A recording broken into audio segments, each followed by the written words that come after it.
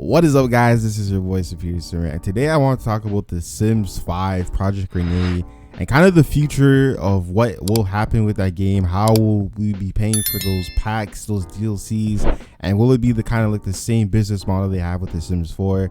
So yeah, that's something I just want to talk about and just kind of get my opinions and thoughts on.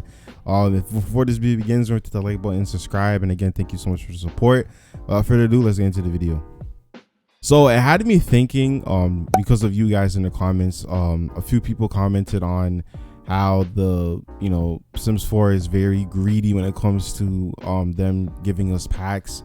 A lot of people have mentioned that wedding stories, high school years, and parenthood should have all been growing together, and it does make sense that all that should have been in growing together. Like, it's something that deals with family, gameplay, and has all those accomplishments like marriage and growing your kid and parenting them, and that all should have been in one type of pack.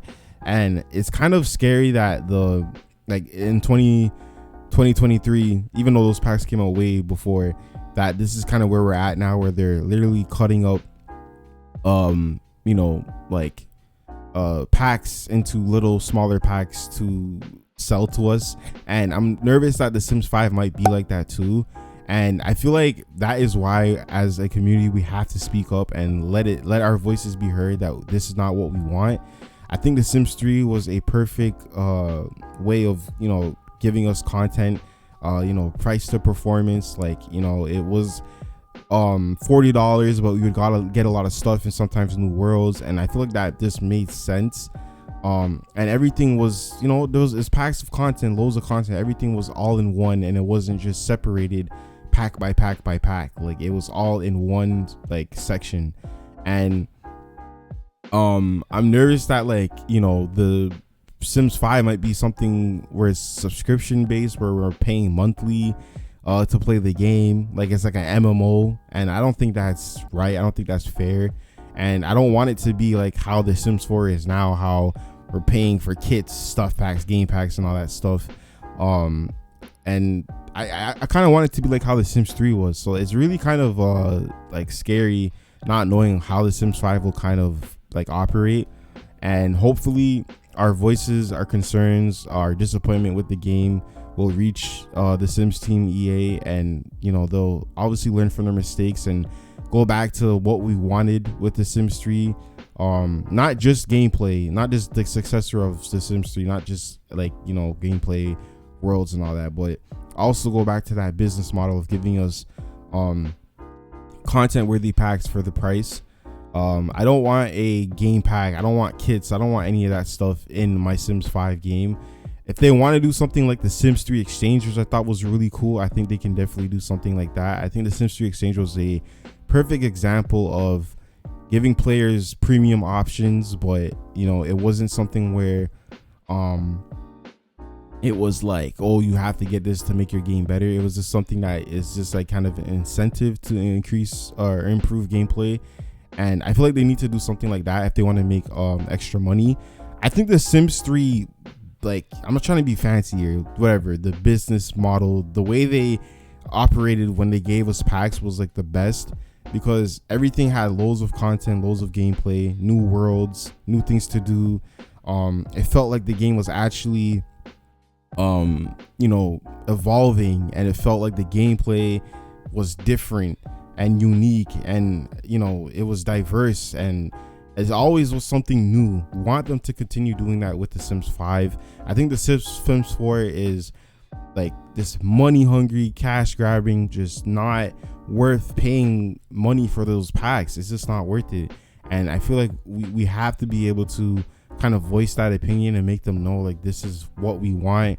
Is the Sims 3 type of I'm assuming that's what we want, is the Sims 3 type of model in our games. We don't need to be paying buying kits and packs and all the game packs and all this other extra crap.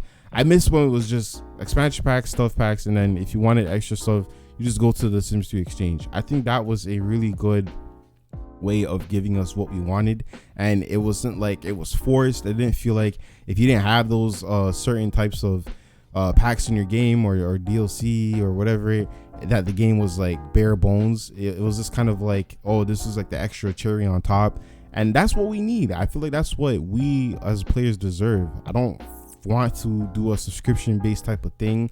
Again, we don't know. I'm just speculating here, going off what you guys are saying also. But I hope this doesn't turn into a like it doesn't get worse with the Sims 5, because again, it's just way too much money and it's not worth buying this stuff for such limited gameplay. So yeah, this is kind of just my take on what the Sims 5 will be in terms of just buying DLC for it.